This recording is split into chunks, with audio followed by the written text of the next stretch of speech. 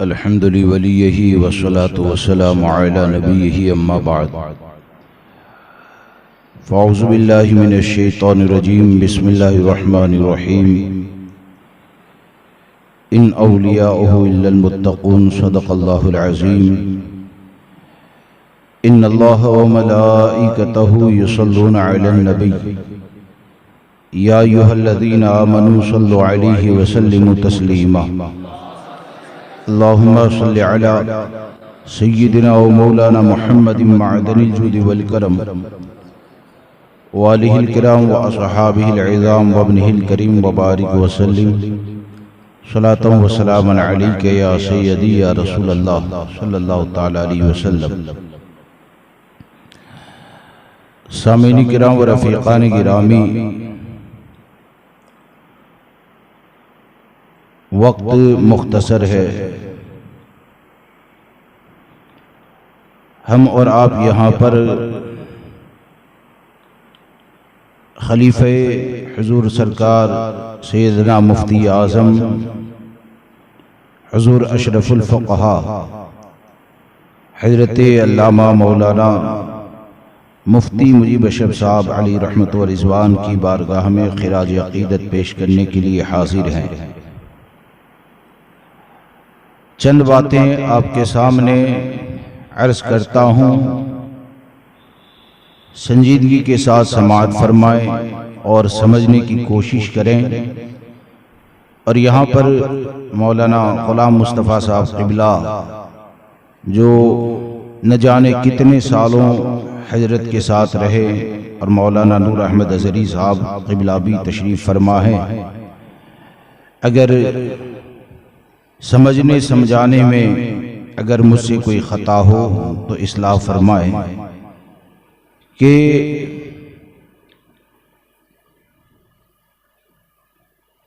हुजूर अशरफुल फ़ुक़हा की ज़िंदगी को आपने करीब से देखा है और कई मौक़े ऐसे आए कि बहुत देर तक मुसलसल साथ में रहना तो नहीं, लेकिन कभी दावत में, कभी किसी गुफ्तगू में या किसी प्रोग्राम में साथ हजरत का हो जाता था।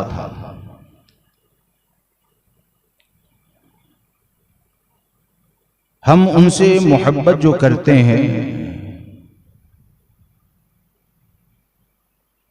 तो मैं सिर्फ ये अर्ज करना चाहता हूं कि बुजुर्गों से मोहब्बत का तकाजा क्या होता है और हमारे बुजुर्गों से हमको अकीदत और मोहब्बत कैसी होनी चाहिए। हुजूर अशरफुल फ़ुक़हा की जिंदगी को अगर देखें तो जहां पर अल्लाह तबारक व तआला ने बहुत सी खूबियां अता फरमाई थी, उसमें एक खूबी को मैंने बारहा महसूस किया आपके खिताब को सुनकर, और वो बात उनमें ऐसी थी, इसको बार बार बदलते न रहें, जैसे चलता है वैसे ही चलने दें। उसमें एक बात हजरत की खूबी बयान की जो खूबी थी ना, वो ऐसी थी कि मैं हकीकत ये कह रहा हूं कि कई बार हजरत जो मिसालों के जरिए बदमज़हबों का रद्द फरमाते थे ना, तो मैं गौर से सुनता था और इस नीयत से सुनता था कि इसी अंदाज में मैं भी किसी को समझाने की कोशिश करूंगा, लेकिन आज तक ऐसा हुआ नहीं। इसी अंदाज में समझाने की कोशिश करूंगा, लेकिन आज तक कोई एक भी ऐसा मौका नहीं आया कि हजरत की वो पूरी मिसाल देने का अंदाज और मुश्किल से मुश्किल बात को इतने आसान अंदाज में लोगों के दिल में उतार देते थे जो हर किसी के बस के बात नहीं है। और ये तरीका आपने कहां से सीखा? कल मैं अहमदाबाद शरीफ की सरजमीन पर था, तो इनके भी साथी, हमारे भी साथी मौलाना नूर अहमद अज़हरी नडियाद के, उन्होंने बताया, मौलाना जुनेद अज़हरी वो हमारे भी साथी, उन्होंने बताया कि मैंने खुद मुफ्ती मुजीब अरशद साहब क़िबला की ज़ुबान से ये सुना कि हजरत की मौजूदगी में जब मुफ्ती साहब बयान करते थे तो मुफ्ती साहब फरमाते हैं कि मेरी जुबान भी बहुत हार्ड हो जाती थी, यानी पब्लिक समझ नहीं पाती थी। सरकार मुफ्ती आज़मीन उस वक्त तो कुछ नहीं कहते थे, लेकिन जब कमरे के ऊपर आ जाए ना तो फिर हजरत मुफ्ती मुजीब अरशद साहब क़िबला को समझाते कि ये बात जो आपने बयान की ना, इन जुमलों के साथ बयान की, उसकी जगह पर अगर ऐसा करते तो और बेहतर होता। उसकी जगह पर अगर ऐसे अंदाज में समझाते तो और बेहतर होता। और मैं सबसे ज्यादा हजरत की जहानत का जो मुअतरिफ हुआ, मैं खुद अपनी बात करूं कि जब इंतखाब कदीरी का मामला आया था और मैं खुद भी, मुझे भी कुछ कहना था कि उसका लड़का आया था और मुहर्रमुल हराम में जो काले कपड़े पहनना जायज नहीं है, मना फरमाया है हमारे बुजुर्गों ने, तो वो काले कपड़ों को लेकर चंद दिन पहले उसने हंगामा खड़ा किया था कि अगर काले कपड़े पहनना जायज नहीं है तो भाई आला हजरत के गुंबद के ऊपर काला रंग है, उसको उखाड़ कर फेंक दो। ये वो बकवास करके गया था। तो मुझसे कहा था कि मौलाना आपको इसका जवाब देना है। अब भाई अपना जवाब सीधा साधा होता है कि मुशाबिहत जो होती है, तो फतवा रज़विया शरीफ का मुताला किया कि मुशाबिहत की बुनियाद पर क्या क्या हुक्म होता है, और वो तमाम चीजें जो देखी थी ना वो मैंने बयान के अंदर कह दी। फिर मुफ्ती मुजीब अरशद साहब क़िबला आए ना तो 10 मिनट तक तो मैं खुद ये नहीं समझ पाया कि हजरत किसका रद्द करना चाहते हैं। 10 मिनट तक तो मैं खुद ये नहीं समझ पाया कि हजरत किसका रद्द करना चाहते हैं। और जब उसको इंतखाब के ऊपर पलटा है ना तो वाकई में मैं उनकी जहानत को मान गया कि अल्लाह तबारक व तआला ने उनको वो जहानत अता फरमाई है कि मुश्किल से मुश्किल बात को भी लोगों के दिलों में उतार देते हैं। हजरत के जुमलों को तो मैं नकल नहीं कर सकता, लेकिन उस वक्त मैंने इस चीज को महसूस किया। और मैं जो 20 या 25 मिनट बोला था ना, तो तकरीबन 1 हफ्ता मैंने मुताला किया था। बहुत कम ऐसा होता है कि भाई पब्लिक को आखिर किस तरह समझाए। दर्द एक होता था कि कहीं उस कमीने की जुमलेबाजी की बुनियाद पर कोई सरकार आला हजरत की जात से या हमारे बुजुर्गों से बदजन न हो जाए। तो उस वक्त मुफ्ती मुजीब अरशद साहब क़िबला की तमहीद के चंद जुमले मुझे याद हैं। हजरत ने फरमाया कि मिट्टी खाना जायज है कि नाजायज है? मिट्टी खाना जायज है कि नाजायज है? लोगों ने जवाब दिया कि मिट्टी खाना नाजायज है। तो फिर हजरत फरमाते हैं मिट्टी खाना नाजायज है तो अब जिसका मिट्टी का मकान है उसको भी तोड़ दिया जाएगा? जिसका मिट्टी का मकान है क्या उसको भी तोड़ दिया जाएगा?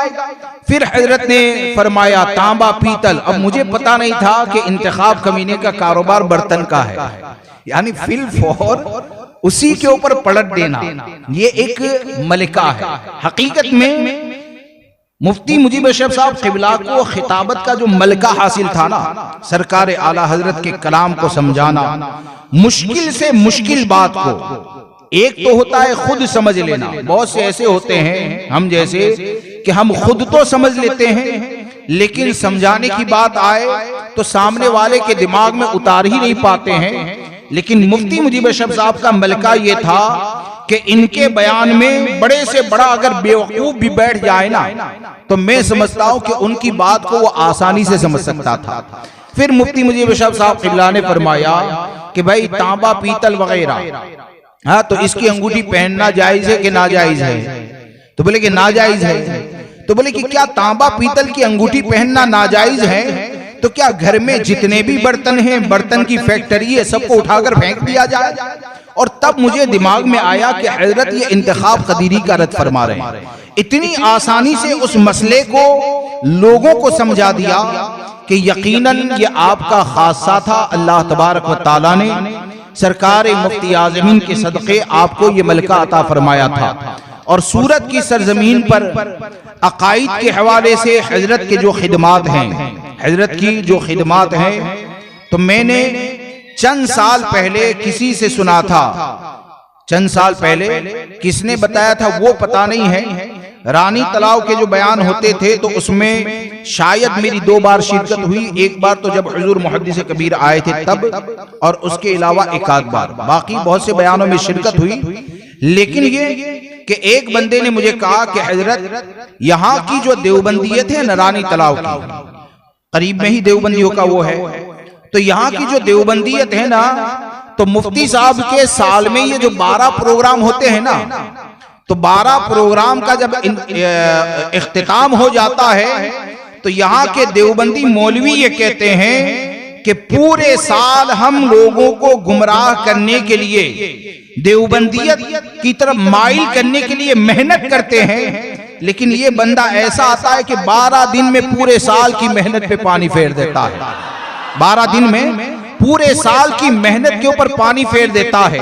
और एक साहब 2 दिन पहले मुझसे मिले कि हजरत ये मुफ्ती साहब का करम है, मुझे नाम गिनवाए, फला फला फला।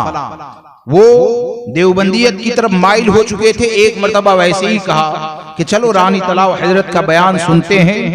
हजरत के चंद बयान को समाअत फरमाया तो जो चीजें हम समझाने की कोशिश करते थे ना, अहले सुन्नत व जमात की हक्कानियत उसके ऊपर ऐसे रोशन हो गई कि हमेशा के लिए देवबंदियों की पैरवी करने से बच गया। तो ये क्या है? ये है असल दीन की खिदमत, असल दीन की खिदमत। और मुफ्ती मुजीब अशरफ साहब क़िबला हमेशा इस चीज की तलकीन करते रहे कि मसलके आला हजरत पे कायम रहो। हमेशा आप का खिताब चाहे इस्लाही हो, चाहे अकायद के हवाले से हो। और मैं इस चीज का एतराफ करता हूं कि महाराष्ट्र के देहातों में जो सरकारे आला हजरत का चर्चा होता है ना, उसमें एक बहुत बड़ा हिस्सा मुफ्ती मुजीब अशरफ साहब क़िबला का है कि देहातों में पहुंचे और सबको इमाम अहले सुन्नत सरकार सैयदी आला हजरत से करीब किया। तो इसलिए हमको ये चाहिए कि हमारे बड़ों की बारगाह में सही मानों में खिराज अकीदत ये है कि उन्होंने जिन चीजों को पसंद किया ना, उसी के ऊपर कायम रहे, उसी के ऊपर कायम रहे। और खासकर एक बात याद रखें कि आज जैसे कि हालात हो गए, और वाकई में ये बहुत बड़ी परेशानी का जरिया है कि लोगों को बाज लोग उनके जहन से खेलते हैं और इस तौर पर इस्तेमाल करते हैं कि बुजुर्गों का नाम, बड़ों का नाम अगर लेते हैं तो अपनी रोटी सेकने के लिए लेते हैं, अपनी रोटियां सेकते हैं, असल मसले से लोगों के जहन को हटा देते हैं। बुजुर्गों ने अगर कोई नारा दिया तो वो लोगों की भलाई के लिए दिया, लेकिन उस नारे को गलत तरीके से पेश करते हैं। जैसे कि आजकल ये देखा जाता है कि भाई कुछ भी करते रहो, चाहे नाचने वाले बाबा के साथ जाओ, मसलके आला हजरत का नारा लगाओ और फिर ये कहो कि हम किसी का रद्द न करेंगे और मसलके आला हजरत पे कायम रहेंगे। इस चीज को याद रखें कि मसलके आला हजरत और फिक्रे रजा ये सिर्फ देवबंदियत के रद्द का नाम नहीं है, बल्कि मसलके आला हजरत ये इस्लाम का मुकद्दस गुलदस्ता है। मसलके आला हजरत ये है कि जहां पर देवबंदियत का रद्द होता है, वहीं पर अगर कोई बेशरा पीर अगर शरीयत का मजाक उड़ाता है, उसके करीब जाने वाले को अगर शरीयत से दूर करता है, तो मसलके आला हजरत ने ये नारा नहीं दिया कि अपने पीर को छोड़ो मत, दूसरों के पीर को छेड़ो मत। ये नारा इस माने में हमारे बुजुर्गों ने दिया कि जितने भी शरीयते मुतहरा के पाबंद पीरान इज़ाम हैं, उन पीरों को कभी भी छेड़ना नहीं है, उनकी ताजीम करना है।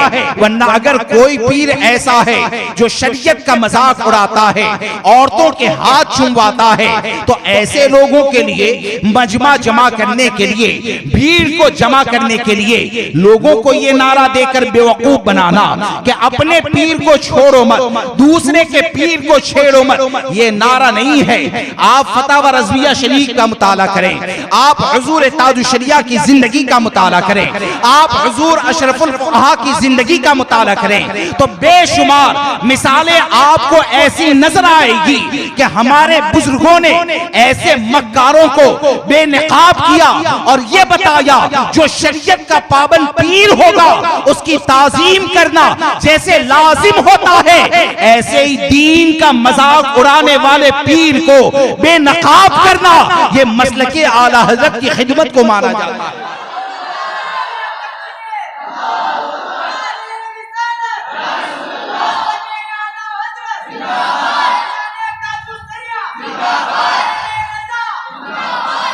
इसलिए हम पीरान इज़ाम, और साफ बात कहूं, साफ बात कहता हूं क्लियर, कि हम ये नहीं कहते हैं कि दुनिया में ताजुश शरिया और मुहद्दिस कबीर ही पीर हैं, उनके अलावा कोई पीर है ही नहीं। ये रिकॉर्डिंग बात हो रही है, हम ये नहीं कहते। हम ये कहते हैं कि जितने भी बाशरा पीरान इज़ाम हैं उन सबको हम मानते हैं, लेकिन ऐसे घालमेल के कायल नहीं है कि कोई पीर लोगों को फिक्रे रजा से दूर करता रहे। कोई पीर अपने मुरीदों के साथ 15,000 का मजमा लेकर आए और हम जानते हैं कि ये तो निजी महफिल में आला हजरत का बागी बनाता है, हम ये जानते हैं कि ये निजी महफिल में जाने वालों को देवबंदियत और वहाबियत से करीब करता है, तो 15,000 के मजमे के चक्कर की लालच में हम कभी ऐसे कमीनों को पीर बनाकर लोगों के सामने पेश नहीं करते हैं। हम अगर किसी को पेश करते हैं तो सबसे पहले हमारा दिल अगर मुतमईन हो जाए कि इसके करीब जाएगा तो फिक्रे रजा से दूर न होगा, तो वो कहीं का भी रहने वाला हो, लोग उसके करीब होंगे तो हमको अच्छा ही लगता है। लेकिन शर्त ये है कि मसलके आला हजरत का पाबंद हो, मसलके आला हजरत का पाबंद हो। अजीब तमाशा बना दिया भाई, अजीब तमाशा बना दिया। लोगों को बुजुर्गों की तालीमात को तोड़ मरोड़ कर पेश करते हैं, बुजुर्गों की तालीमात को, और आला हजरत का नाम। मैं ये नहीं कहता, अल्हम्दुलिल्लाह ये फकीर भी खाता है, आला हजरत ही का सदका खाता है। हा? हम तो ऐसे, हम उन लोगों की तरह नहीं हैं कि फतावा रज़विया से पूरा फतवा नकल करें और कहीं पर फतावा रज़विया का नाम भी ना हो। हम उन लोगों में से नहीं हैं, हम उन लोगों में से हैं कि इस चीज का एतराफ करते हैं कि आज अगर हमको कोई आलिम मानता है ना तो वो भी आला हजरत का सदका है। हा? हमको कोई अगर आलिम मानता है तो ये आला हजरत का सदका है, वरना कोई कितना बड़ा मुहक्किक होता है, कितना बड़ा अल्लामा होता है, अगर इमाम अहमद रजा की किताबों का सहारा लेना छोड़ देना तो पता चल जाएगा कि वो कितनी तहकीक करने वाला है। इसलिए दोस्तों मसलके आला हजरत पर कायम रहें, और ये मुफ्ती मुजीब अशरफ साहब क़िबला पूरी जिंदगी यही तालीम देते रहें, इसी बात की तलकीन करते रहें। वरना आज ऐसा हो गया, आज ऐसे हालात हो गए। मैं आपको चंद बातें बताता हूं कि आज हालात क्या हो गए कि भाई सरकार आला हजरत की बात को तोड़ मरोड़ कर पेश करना, और जरूरत है तो नाम तो लेना ही पड़ेगा। हा? आला हजरत ये सिक्का है, आला हजरत ये सिक्का है कि भले दिल में मुखालिफ होगा लेकिन वक्त जरूरत नाम तो लेना ही पड़ता है। और हम ऐसे हैं कि अल्हम्दुलिल्लाह हम तो ये समझते हैं कि हमारी हर परेशानी का हल मसलके आला हजरत है, हमारी हर परेशानी का हल ये मसलके आला हजरत है, ये फिक्रे रजा है। अब यहाँ पर आप देखें कि जैसे कि आज चलता है, मैं जो उलमाए हक है ना, बार बार कहता हूं, मेरी बातों को असल में तोड़ मरोड़ कर भी बहुत पेश किया जाता है। बस मैं तो अल्लाह की बारगाह में यही दुआ करता हूं कि अल्लाह तबारक व तआला जितने भी उसकी बारगाह के महबूब बंदे हैं उनकी बेअदबी से बचाए और बेअदबों की सोहबत से बचाए। मुझे किसी से अवार्ड नहीं लेना है, मैदान महशर में पता चलेगा कौन किससे मोहब्बत करने वाला है, हमको उससे कोई लेना देना नहीं है। मैं आपको ये कहना चाहता हूं कि आज हालात क्या हो गए कि भाई आला हजरत का नाम लिया, अब कोई कहता है मेरे मोबाइल में आला हजरत की इतनी किताबें, पब्लिक बेचारी मुतासिर हो जाती है। और फिर एक मैसेज बनाकर डाल दिया जाता है कि भाई देवबंदी वहाबी के हवाले से जो बहुत ज्यादा सख्ती की जाती है ना, उसमें नरमी करें, नरमी करें। और फिर क्या, इरशाद आला हजरत, इरशाद आला हजरत। और वो आला हजरत का इरशाद है, लेकिन उसका जो माना है उसे बयान करो ना, तोड़कर क्यों पेश करते हो। जैसे कि आला हजरत की बारगाह में एक मुजब्जब किस्म का आदमी आया, यानी शक वाला, वो ये सोचता है कि देवबंदी सही है या सुन्नी सही है, ऐसे शुकूक व शुबहात वाला आदमी आया तो जाहिर सी बात है वो तो हमारे पास भी आएगा, तो समझाने की कोशिश करेंगे ना। तो आला हजरत के पास वो आया, आला हजरत ने नरमी से उसको अकायद अहले सुन्नत व जमात के हवाले से समझाया। तो अल मलफूज शरीफ में ये लिखा कि ऐसे लोगों के साथ नरमी करना ये फायदा देता है, ऐसे लोगों के साथ नरमी करना ये फायदा देता है। अब यहां पर जो दुनियादार है उसने ये देखा कि मैं तो देवबंदी से बच नहीं पाता, तो अब लोगों की नजर में मैं बुरा न बन जाऊं, तो आखिर कौन सा रास्ता निकाला जाए। तो बोले कि आला हजरत ने फरमाया कि ऐसे लोगों से नरमी करना फायदा देता है। मेरी बात को गौर से सुने, उसको समझें। पहली चीज तो ये कि क्या आला हजरत ने अवाम से कहा था कि नरमी करें? आला हजरत ने जब कोई बीमार होता है, भाई बीमार होता है तो उसका इलाज डॉक्टर करता है ना, या किसी के पास भी भेज देते हैं। किसी को कैंसर हो गया और जो भी आया उसके हवाले केस कर दिया। पहली चीज तो ये कि ये अवाम के लिए नहीं है कि नरमी करें, और दूसरी चीज ये कि किसने नरमी की और फायदा दिया ये भी तो देखें। अपने वक्त का मुजद्दिद नरमी करने वाला है, और तुम्हारी और हमारी हैसियत क्या है, हमारे पास इल्म क्या है, हमारे पास दलाइल क्या है, उसका भी तो जायजा लिया जाए। लिहाजा दोस्तों इस चीज को याद रखें कि सख्ती के साथ सरकार सैयदी आला हजरत फाजिल बरेलवी रज़ी अल्लाह तबारक व तआला की तालीमात के ऊपर कायम रहें और इन चीजों को छोड़ें।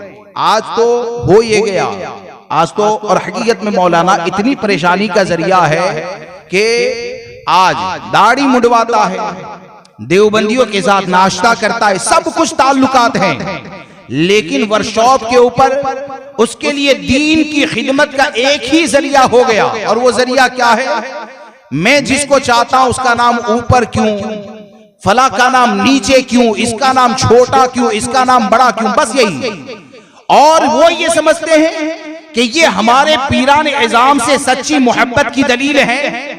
इस बात को याद रखें, दुनिया का कोई पीर कितना भी बड़ा हो, अल्लाह तबारक व तआला ने सबसे बड़ा मकाम और मर्तबा अगर किसी को अता फरमाया है तो वो हमारे आका को अता फरमाया है, हमारे आका को अता फरमाया है। नाम को लेकर किसी को भी गुस्ताख कह दिया जाता है तो क्या उस वक्त अब्बा मर जाते हैं जब देवबंदियों के साथ बैठकर चाय पीते हो? देवबंदियों के साथ बैठते वक्त और चाय पीते वक्त या नाश्ता करते वक्त इस चीज का एहसास नहीं होता है? कह रहे सबसे पहले, और इस चीज को याद रखें कि हुजूर की जात वो है कि मसलके रजा ये कहता है कि दुश्मने अहमद पे शिद्दत कीजिए, मुल्हिदों की क्या मुरव्वत कीजिए। आज तो ऐसे नमूने पैदा हो गए जो आला हजरत का नाम लेते हैं और ये कहते हैं कि मौजूदा वक्त में देवबंदी का नाम लेकर रद्द करना ये मेरे मुताले के खिलाफ है। मैंने दीन और सुन्नियत की खिदमत का जरिया जो समझाना वो ये समझा कि हम किसी का नाम लेकर रद्द नहीं करेंगे। तो अरे कम से कम बेवकूफ, क्या आला हजरत से बढ़कर तेरा मुताला हो गया? आला हजरत के नाम की जब रोटियां खाते हो तो इमाम अहमद रजा के फिक्र की बुनियाद पर जब तुमको कौम चलाती है तो याद रखो कि मसलके आला हजरत ये है कि इमाम अहमद रजा रद को इतनी अहमियत देते थे कि मेरा इमाम ये कहता है कि जिक्र उनका छेड़िए हर बात में। इस टॉपिक उस टॉपिक की बात नहीं, जिक्र उनका छेड़िए हर बात में। छेड़ना शैतान की आदत कीजिए। वो शैतान कौन है वो शैतान, वो जो गुस्ताखे रसूल है, वो जो गुस्ताखे सहाबा है, वो जो गुस्ताखे अहले बैत है, इन लोगों को छेड़ना आदत बनाए। तो इसलिए याद रखें कि हमारे जो बुजुर्गों ने तालीमात अता फरमाई है, सही माने में मसलके आला हजरत के ऊपर कायम रहे। और मुफ्ती साहब क़िबला का एक और बहुत सी बातें हैं, लेकिन मेरा वक्त भी खत्म हो गया। आधे घंटे का मुझे वक्त दिया था कि मुफ्ती साहब क़िबला की एक बात और कि आपके सामने अर्ज करूं कि हजरत से लोग आसानी से मिल लेते थे, आसानी के साथ एक तो मुलाकात हो जाती थी, और दूसरी चीज ये कि मैंने जहां तक सुना हजरत की कहीं पर भी दावत हो, हजरत कभी टेबल या कुर्सी पर खाने के लिए नहीं बैठते थे। यानी कहीं पर भी दावत हो, किसी के घर पर भी हो, आप सुन्नत के मुताबिक इस चीज को पसंद करते थे कि आप जमीन के ऊपर बैठकर ही खाना तनाउल फरमाते थे। और हुजूर मुफ्ती मुजीब बशर साहब क़िबला के देखिए, पीरों की सच्ची मोहब्बत ये होती है ना कि जब आपने ये जान लिया कि मेरा पीर ये शरीयत का पाबंद है, तो अब पीर का जो मौक़िफ़ होता है ना, पीर का जो मौक़िफ़ होता है, उस मौक़िफ़ के ऊपर सख्ती से कायम रहे। आज लोगों ने वीडियो वगैरह के मामलात में क्या बताया मालूम है कि जैसे ताजु शरिया है, मुफ्ती मुजीब बशर साहब क़िबला ये मना कर रहे थे, बोले कि वो उनका तक़वा है, एहतियात करते थे। इन लोगों को इतना पता नहीं है कि जहां पर एहतियात होती है ना, तो आदमी खुद एहतियात करता है, दूसरों को हुक्म नहीं देता है। एहतियात का क्या मतलब होता है? यानी जायज हो, जैसे कि हुजूर मुफ्ती आज़मीन रज़ियल्लाहु तबारक व तआला और हुजूर मुहद्दिस आज़मीन रहमतुल्लाहि तआला अलैहि कि इन दोनों का मामला, एक जगह पर चाय का मसला आया। मैं समझाना चाहता हूं, एक जगह पर चाय का मसला आया, तो मस्जिद के अंदर हुजूर मुहद्दिस आज़मीन ने चाय को नोश फरमाया, सरकार मुफ्ती आज़मीन ने न पी। तो नहीं पी तो लोगों ने सवाल किया कि हुजूर आपने चाय पी ली, हजरत ने क्यों नहीं पी? तो हजरत ने ऐसे चाय होठों से लगाते हुए फरमाया कि ये जो मैं पी रहा हूं ना वो फतवा है, और ये जो नहीं पी रहे हैं वो तकवा है। अगर फतवा इसी पर होता तो बचने के बारे में कहते हैं, सरकार मुफ्ती आज़मीन रज़ियल्लाहु तबारक व तआला ये गैर मुस्लिम के घर का बनाया हुआ नहीं खाते थे। होटल वगैरह गैर मुस्लिम के घर पे अगर बनता ना तो आप नहीं खाते थे, जायज का फतवा ही है, खा सकते हैं।